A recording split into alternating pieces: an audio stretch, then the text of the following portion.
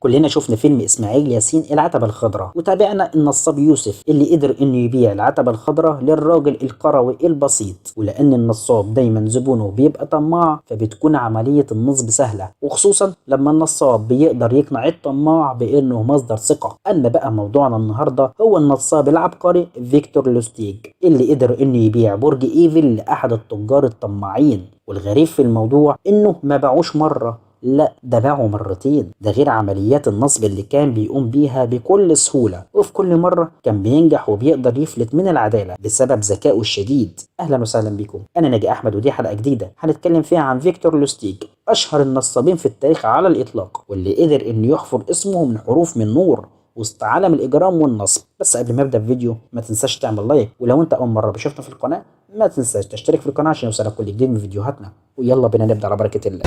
اسمه فيكتور لوستيج، اتولد في دولة التشيك في 4 يناير سنة 1890.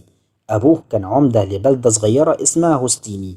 في بداية حياته برع في عمليات النصب المتواضعة، ولما كبر وبقى سنه 19 سنة بدأ يدخل عالم الاحتراف في النصب، وخصوصا لما ترك التعليم الجامعي وبدأ يلعب القمار والبلياردو والبوكر. في البداية كان بيختار بعض المسافرين في الرحلات السياحية على السفن وينصب عليهم، ومعظم ضحاياه كانوا من الأثرياء اللي بيركبوا الدرجة الأولى. وبسبب لباقة لسانه وإنه كان بيقدر يحدد الضحية اللي هينصب عليها، كان بينجح إنه ينصب عليهم بكل سهولة. ده غير إنه كان بيبتكر أفكار فريدة في عملية النصب، وبيقدر يتكلم 5 لغات بطلاقة منها الفرنسية والإنجليزية، ومحدش كان بيشك إطلاقا بإنه نصاب. ده غير إنه أطلق على نفسه 47 اسم مستعار، وبيمتلك العديد من جوازات السفر المزورة. أما بقى عن أغرب حوادث النصب اللي قام بيها، هو إنه اخترع صندوق. الصندوق ده عبارة عن مكنة داخلية بتقدر إنها تنتج $100 كل 6 ساعات، وبعد انتهاء ال6 ساعات بتطلع ورق أبيض. وبدأ يعرض اختراعه ده على بعض الناس، وقدر إنه يبيع الصندوق ب30,000 دولار. وبعد ما الشخص بياخد الصندوق بيكتشف بعد ال6 ساعات إنه تم النصب عليه، وإن المكنة بتطلع ورق أبيض. وطبعا ما كانش يقدر يبلغ الشرطة، ما هيروح يقول لهم ايه؟ هيقول لهم اشتريت مكنة لتزوير الفلوس وطلعت فشوش؟ طبعا لا. فعمنا لوستيك كان بيقدر يختار ضحاياه بعناية فائقة وذكاء، واستطاع انه يبيع الصندوق ده في اكتر من مكان حول العالم، ومن وراه حقق مبالغ خيالية وطائلة. لا ومش كده وبس، ده كمان قدر انه ينصب على واحد من اخطر الاشخاص اجراما حول العالم. مين فينا ما سمعش على الكابوني، أخطر زعيم عصابة في العالم؟ أهو ده كمان اتنصب عليه من لوستيج. والموضوع تم كالآتي: عمنا لوستيج راح لألكابوني وأقنعه بإن يديله 50,000 دولار علشان يستثمرهم، وأقنعه إن ال50,000 دولار هيكسبوا 50,000 زيهم كمان. ووافق الكابوني واداله ال50,000 دولار. ولكن بعد شهرين لوستيج قال لألكابوني إن المشروع خسر، بس هيرجع له الفلوس تاني. وبعد ما رجع الفلوس لألكابوني، الكابوني أعجب بيه قوي واداله 5000 دولار مكافأة على شهامته وإخلاصه وأمانته. تعالوا بينا بقى نعرف إزاي قدر يبيع برج إيفل.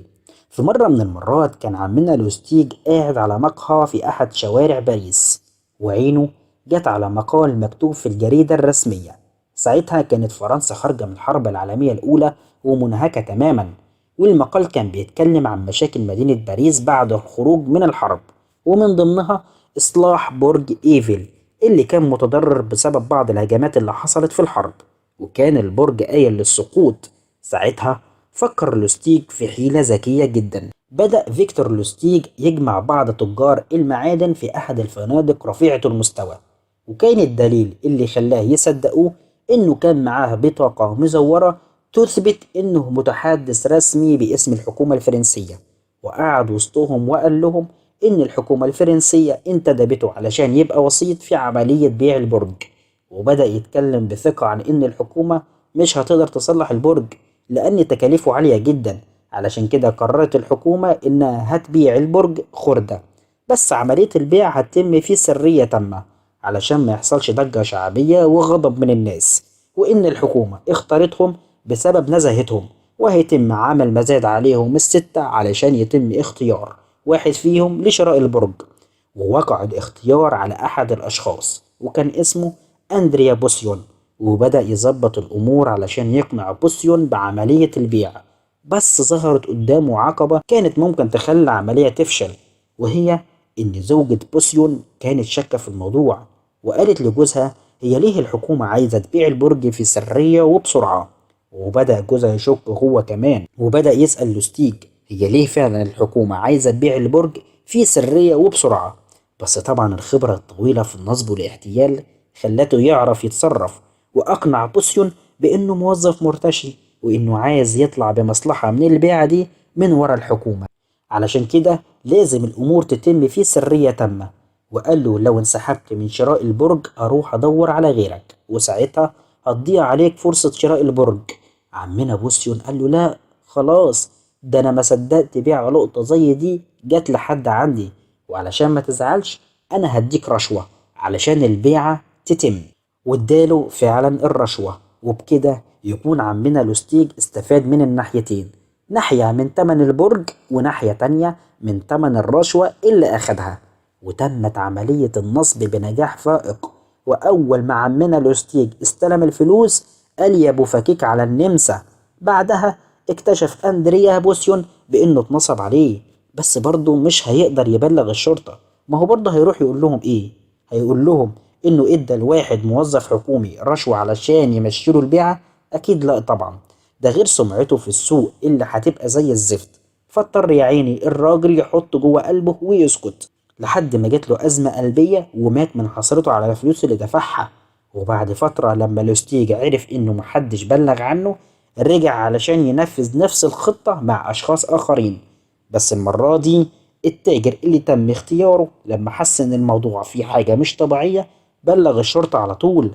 بس برضه لوستيك كان مأمن نفسه، وقدر إنه يهرب من الشرطة وفر على أمريكا، وعمل كذا عملية نصب هناك. وفي سنة 1935 تم القبض عليه من قبل الشرطة الفيدرالية، واللي كان السبب في القبض عليه هي امرأة كانت بتحبه وكان سره كله معاها. ولما اكتشفت خيانته مع امرأة أخرى بلغت عنه، وتم القبض عليه وتم وضعه في واحد من أخطر السجون في العالم، وهو سجن الكاتراز. وده سجن معمول مخصوص علشان يضم أعتى وأخطر المجرمين في العالم.